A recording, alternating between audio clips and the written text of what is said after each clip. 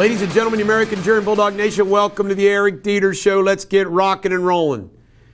It is amazing how Thomas Massey, the Democrats, and the media just will not let it go and try to plant Trump in some negative light in the middle of the Epstein smear.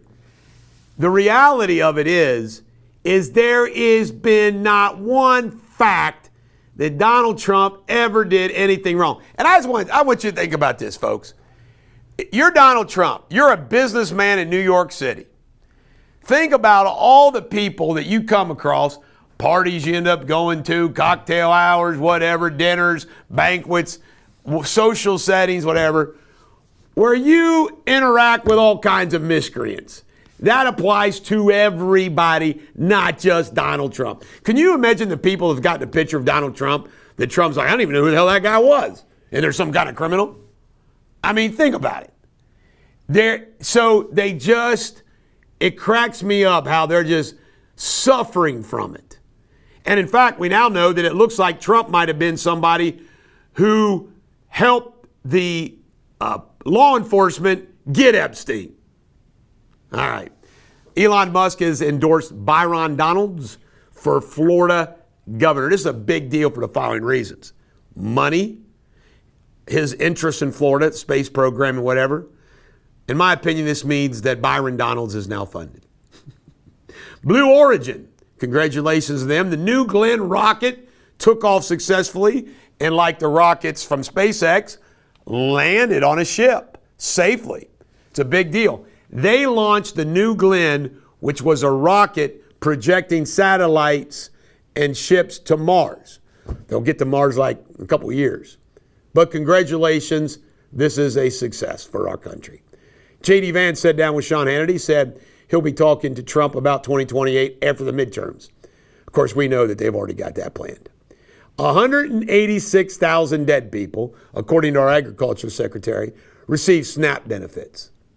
You know, the corruption that they just let be in the swamp that Trump's attacking. Fetterman, he says Bernie Sanders has a lot to explain and to do why he put 45 million people in desperation for food during the shutdown. I agree with him. John Fetterman had a fall, hit his face, mild injuries. It's due to his heart condition. Had a defibrillator put in. Going to have to get that adjusted from 2022 from his stroke. He's going to be okay. Eric Swalwell, another mortgage fraud guy. Adam Schiff, Latina James, think they can do what they want. Has to do with his Washington, D.C. home. And let me tell you what's funny about all their statements. Schiff statements, Latina James statements, and Swalwell statements. They don't deny the charge. They don't factually explain why they're not guilty. All they do is attack Trump. If I'm accused of a crime that I'm innocent of, I'm laying out to you why I'm innocent. I might take a shot at my accuser too, but I'm going to lay out the facts. Marco Rubio is a now designated Antifa a foreign terrorist organization as well.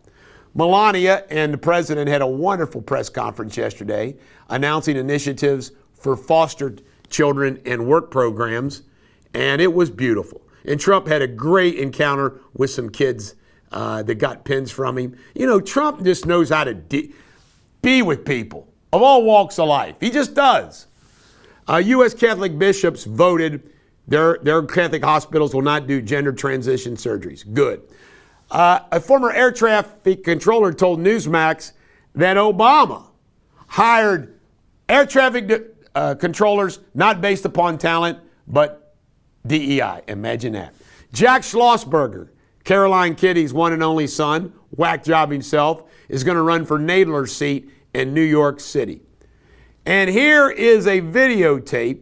Greg Gutfeld, Representative Alexandria Ocasio-Cortez, about wanting to be a Democrat socialist.